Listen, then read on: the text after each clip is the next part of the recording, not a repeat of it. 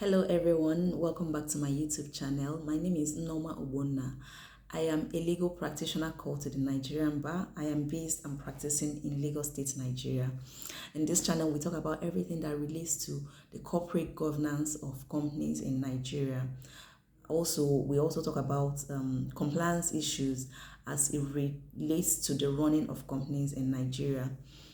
Today, we're going to be talking about statutory meetings. That's the statutory meetings of companies.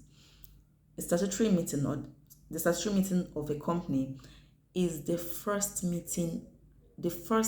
shareholders meeting of a company, which must be held within 6 months from the date of incorporation of the company. And when I say the company, in this instance, it is a public company. So it is public companies that are mandated to hold statutory meetings. The statutory meeting is basically a forum or a platform where the board of directors would give the first progress report to the promoters of the business about how far the company has gone from the date of incorporation up to the time of the meeting.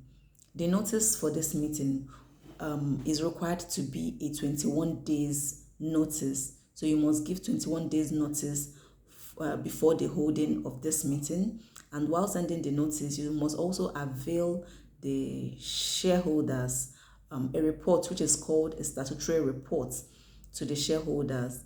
The statutory report basically contains information that would bring the promoters or the shareholders up to speed with regards to whatever significant activities that the company has entered into at the time of the meeting.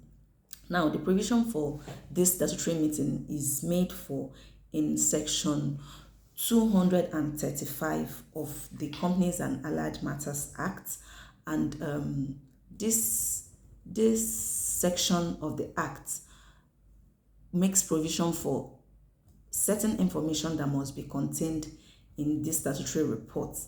There are about 6 of them. One of it is the number of shares of the company that has been allotted. So this statutory report must contain the number of shares of the company that has been allotted, the details of any payments or receipts that have been made with regards to the allotted shares of the company.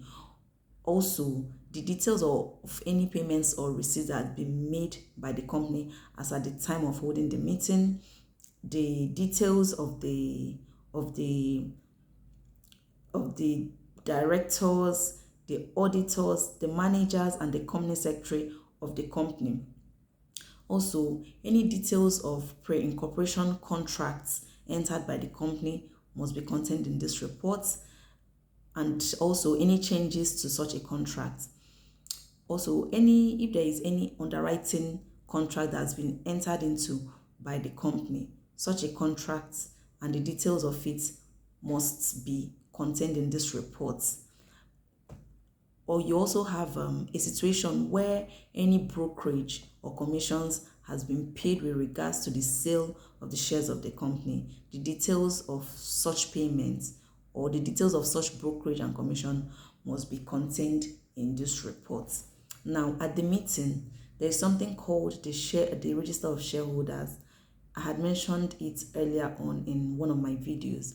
This register of shareholders must contain the details of the shareholders of the company as it relates to their names, their addresses, the number of shares of the company that they hold. All these details must be contained in the register of shareholders, and that register must be made available at the venue of the meeting so that any of the shareholders at the meeting or even the directors at the meeting can go through that register and maybe want to cross-check if the details there are correct or if the information as reflected is appropriate.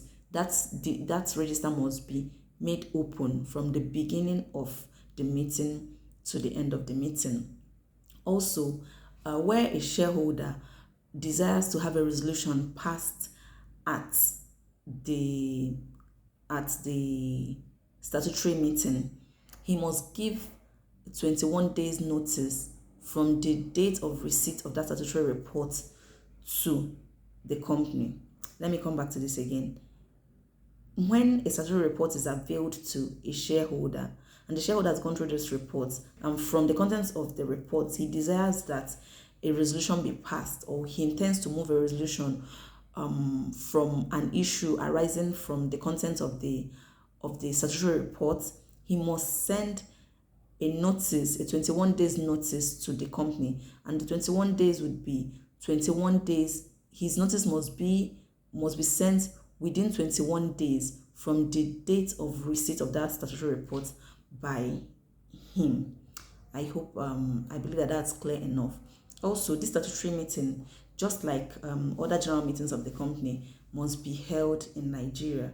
So where this meeting is held outside Nigeria, it nullifies that meeting. Also, there are implications for failure. Where there is failure in holding this meeting, there are two basic implications or penalties. The first implication, which I think is the most significant implication, is that where a company fails to hold its statutory meeting, it is a ground for the winding up of the company. So the company can be folded or be closed up or be brought to an end just because it has failed to hold a statutory meeting.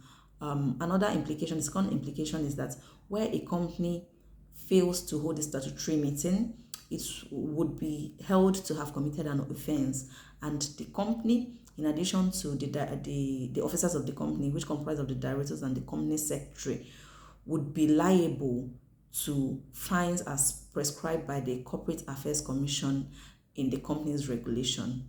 I have a different video where I took my time in discussing what these penalties are. So at this point, it is just suffice to say that where the statutory meeting is not held, the company as a distinct entity, the directors as individuals, and the company secretary as individuals would be held to have committed an offense, and they would be liable to the payment of fines as been stipulated by the Corporate Affairs Commission in the company's regulations. So this is where we would bring our discussion in statutory meetings to an end. Thank you for continuing to view and engage our videos. If you know anyone that the content of what we are doing is relevant to, if you know anybody that is probably a director, a company secretary, even a regulator, please share our videos with them, invite them to see what we're doing. If it's a returning subscriber, thank you very much for coming back to see what we're doing here. And if you're a new subscriber, if you're a new person on this channel, you're seeing this video for our videos for the first time, please do well to subscribe to this channel and turn on the notification so that when we put up any videos, you'll be the first to know. Do have yourselves a productive day, and I will see you in my next video. Thank you.